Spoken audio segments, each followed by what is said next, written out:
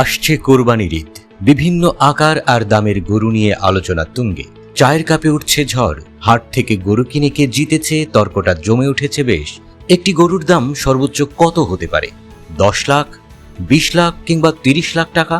তবে ব্রাজিলের একটি গরুর দাম শুনলে চোখ কপালে উঠতে বাধ্য।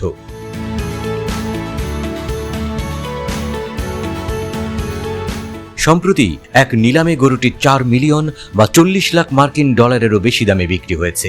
টাকার হিসেবে যা 47 কোটিরও বেশি। গরুটির নাম ভিয়াতিনা 19 FIV মারামোভিস। এর দেহ বৃহৎ আকৃতির, গায়ের রং তুষারের মতো সাদা। এই বিক্রিত গবাদি পশু নিলামের ইতিহাসে একটি মাইল ফলক হয়ে রয়েছে।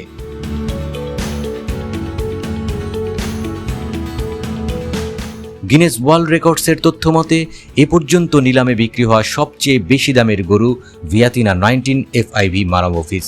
এর আগে সবচেয়ে বেশি মূল্যে যে গরুটি বিক্রি হয়েছিল তার চেয়েও এর দাম 3 গুণ বেশি। এর ওজন 1100 কেজি বা 2400 পাউন্ডেরও বেশি। গরুটির ওজন তার বয়সের অন্য গরুগুলোর গড় ওজনের চেয়ে দ্বিগুণ।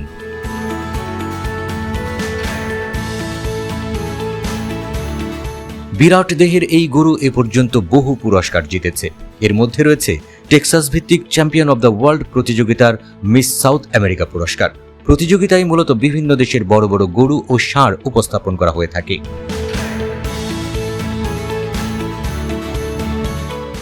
ভিয়াতিনা 19 এর মালিকদের একজন পেরেইরা। তিনি বলেন, আমরা অভিজাত গবাদি পশু জবাই করছি না, আমরা তাদের প্রজনন করছি, আর শেষ পর্যন্ত আমরা তা পুরো বিশ্বকে খাওয়াতে যাচ্ছি। আমি মনে করি ভিয়াতিনা তা পূরণ করতে সক্ষম।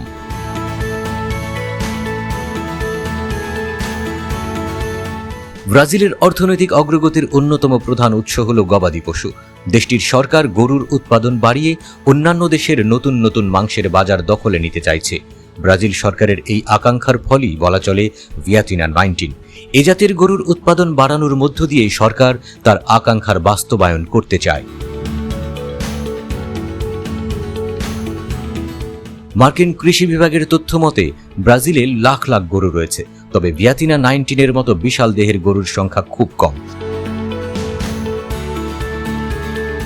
খামারিরা এ জাতের গরুগুলো থেকে ডিম্বাণু ও শুক্রাণু সংগ্রহ করে ভ্রূণ তৈরি করে সেটি অন্য কোনো গরুর গর্ভে রেখে দেওয়ার মাধ্যমে এসব জাতের গরুর উৎপাদন বাড়ানোর চেষ্টা করেছেন। ভিয়াতিনা 19 এর ডিম্বকোষ সংগ্রহের জন্য কেউ কেউ প্রায় $2.5 লাখ পর্যন্ত ব্যয় করেছেন।